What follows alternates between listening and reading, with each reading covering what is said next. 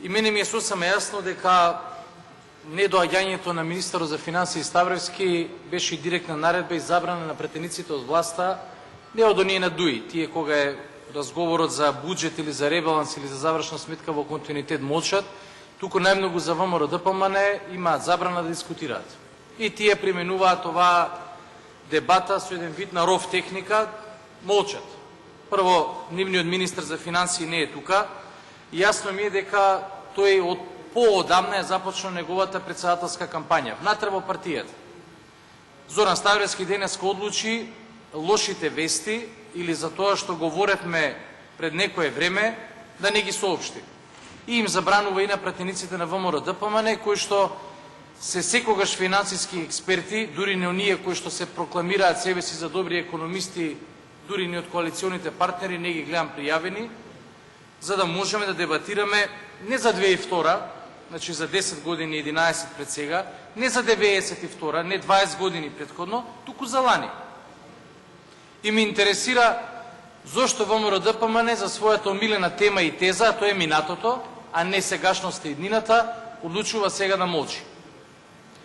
Еден е системскиот ефект кој што е формално правен и многу битен, а тоа е дека владата на ВМРО ДПМН во 2013 година одлучи брутално да го прекрши законот за буџети и ова собрание со недоставувањето на завршната сметка во рокот. И јасно ми е зошто. Затоа што не само заради тоа што ќе се констатира дека тоа што го говоревме како опозиција е точно и за жал се оствари, туку за да не се констатира неспособноста на Зоран Ставревски како економист да се грижи, да го планира, поставува и извршува буџетот, туку како политичар и тоа од локален карактер да се води само од теснопартиските интереси. И затоа Зоран Ставревски не е тука. Затоа ВМРО ДПМН молчи. Значи не за пред 10 години, не за ланскиот снег, за лани говорам, за не повеќе од една година. Да констатираме дека се што кажа Зоран Ставревски во ова собрание, не во негово лично име, или не само во негово лично име, туку во име и на Никола Груевски, и на владата, и на сите пратеници од ВМРО ДПМН, погреши.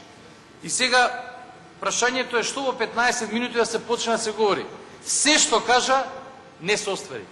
Можеме да го кажеме народски, да констатирам дека се што кажа излажа. Ама барем една бројка да погодеше како економист, а не како политичар. И пазете, разликата помеѓу проектираното и оствареното не е минорна. И тоа разбирам да има такви разлики. Има во секоја економија, во секоја држава.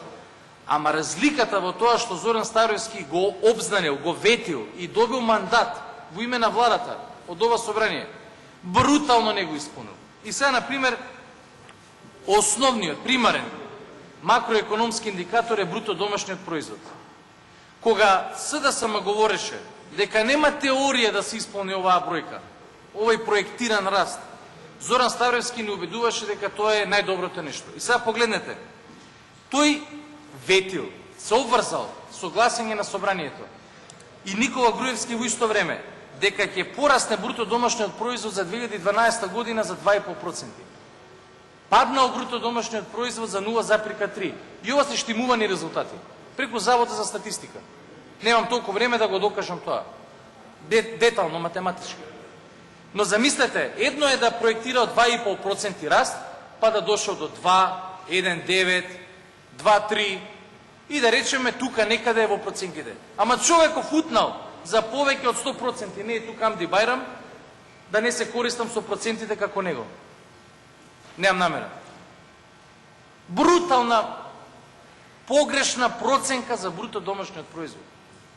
Од 2,5 раст на пат од 0,3. Знаете која крива е таа, ако се прикаже на графикон? Страшно. Страшно. Повеќе од 100% е намалувањето. Идам понатаму. Прогнозирал раст на индустријата, Ставревски, Груевски и владата, од 1,7%. Паднала за минус 7,4%. Страшно. Повеќе од 6-7 пати. Минус од раст на минус 7,4%. Инфлацијата е прогнозирале на 2,8%. И ова ми е чуден податок. И вели, тоа е на страната на понудата. Во ред, растела нафтата, ама таа не порасна $200 за барел. Не порасна толку. Ако е примарен увозен ресурс.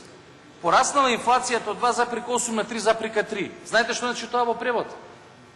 Животниот стандард се намалил од 2012 година на сите македонски граѓани заради порастот на цените.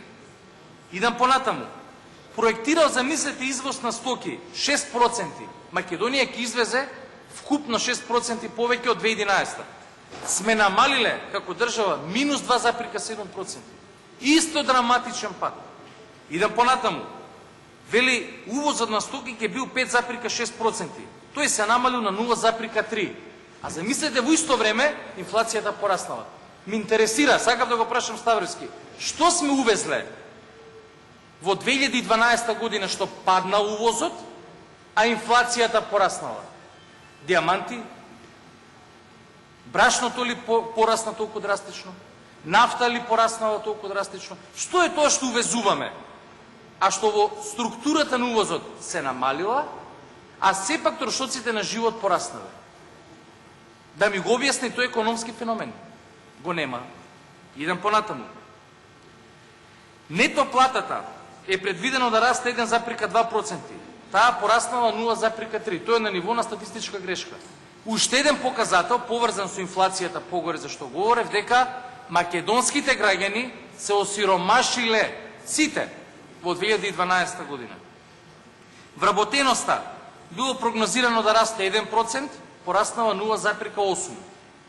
Уште еден контрадикторен податок, кој што после ќе ви го докажам со зафаќањето на придонесите од социјално осигурување.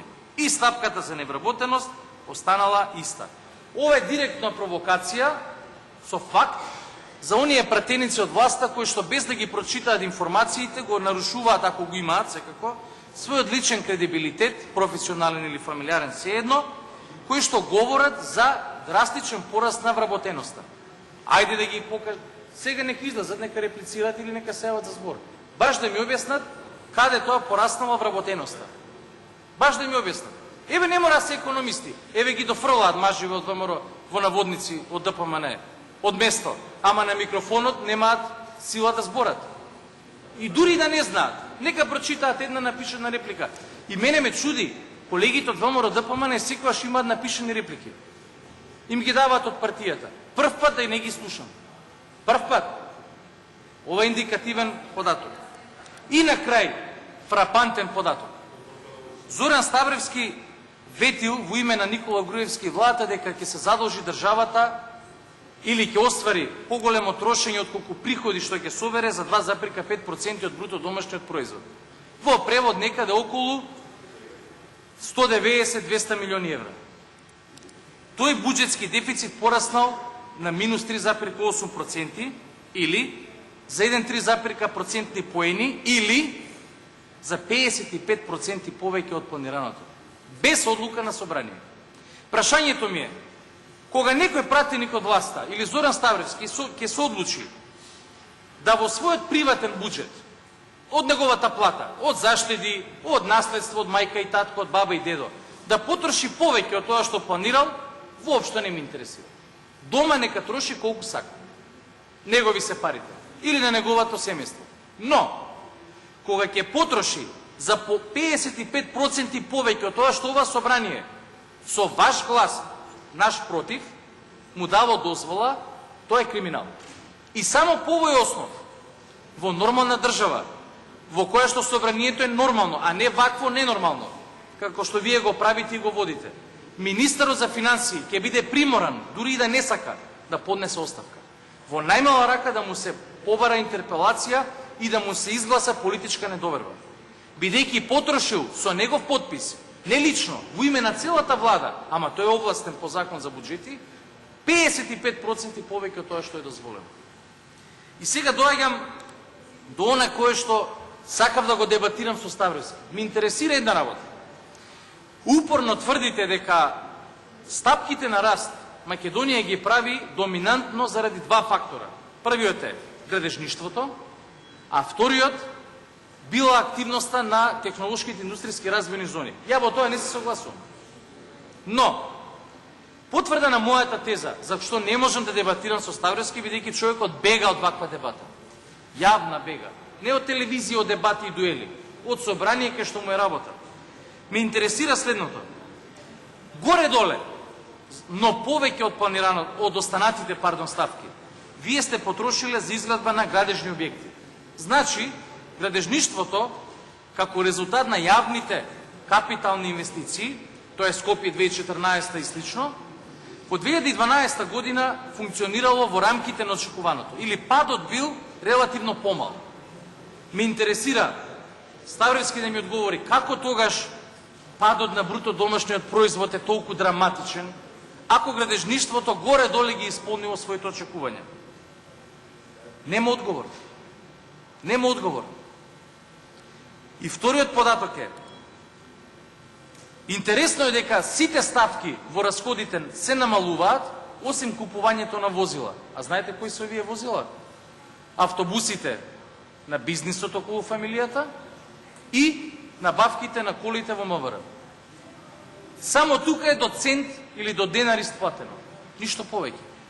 Сите други ставки паѓаат. И она што е клучно, а тоа сакав со Ставровски да го дебатирам, но исто така тој во стилот на ВМРО ДПМН во наводници храбрите аргументирани дебати бегаат, е дека клучот на падот во 2012 година е колабираното македонско стопанство. Истите фирми работеа и во технолошките индустријски развојни зони 2012 и оваа година. Истите. Тоа што сега сечете ленти се за некои идни капацитети. Горе-доле, 90 до 95% капацитетот беше ист, а резултатите се поразителни. Што покажува тоа? Дека македонското стопанство е колабирано. И еве го податокот. Ставровски и Груевски планирале да се задолжат во македонското стопанство од изворните средства што ги плаќаат граѓаните преку даноците и по друг основ преку депозитите во банките 60 милиони евра. Тие се задолжиле за фрапантни 475 милиони евра. Или 8 пати повеќе.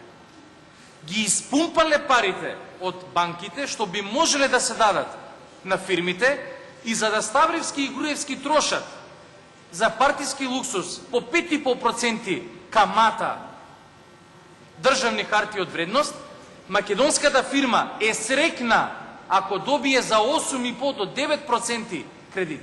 Срекна да ги моли сите директори на банки на колена. И затоа директорите на македонските банки стана Господ Бог во оваа држава на чело со Груевски.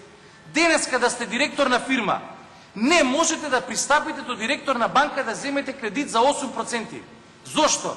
Затоа што директорот на банка сака да ги даде парите без ризик на Ставровски и на Груевски, да му ги исплатат понатаму со камата, кој што ја плаќаат македонските граѓани. А македонската фирма ќе банкротира и нема да може да ја затвори фирмата, бидејќи преку централниот депозитар и регистар не им го дозволувате ни тоа. И еве еден податок кој што дополнително говори за она што го тврдам сега. Придонесите за социјално осигурување минимално пораснале, ама погледнете го податокот. 60% од пензиите на македонските пензионери се плаќаат од буџетот. Фондот не може да покрие доволно средства за да исплати пензии. Фирмите немаат пари за кредит, не можат кредит да подигнат за да платат плата, не дај Боже ако сакаат нешто да инвестираат. Тие подигаат кредити за плата и за казни за извршување, едни помеѓу други. И ова е годината во која што Ставровски и Груевски рекоа не должиме на стопанството ни денар, за да веднаш потоа самите се демантираат. И затоа имаме ваков драматичен пат. Значи, со директната политика на владата, за да таа обстои партиско-политички, се уништи македонското стопанство.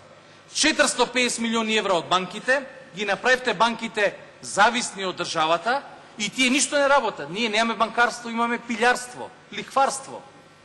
Македонските граѓани да ги плаќаат логовите на владата, а да фирмите не можат да ни да преживеат. И на крај, ево само уште еден податок. Ова е годината кога ние разговаравме за субвенциите во земјоделието. И тврдевме, завршувам, дека владата не ги исплатила парите и покрај изјавата на Груевски дека се исплатено. Само за ставката рурален развој, каде што е таа програма 50-50, од 11 милиони евра исплатени се само 4 милиони евра. Или најмалку 3 пати помалку пари.